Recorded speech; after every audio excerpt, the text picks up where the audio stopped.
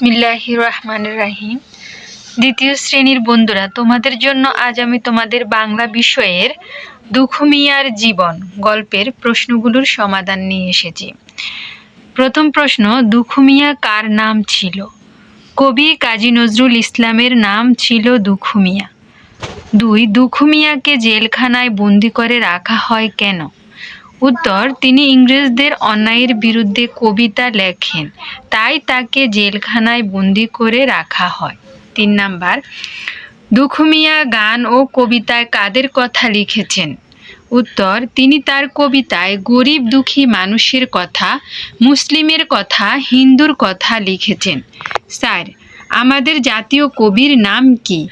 উত্তর, আমাদের জাতীয় কবির নাম কাজী নজরুল ইসলাম।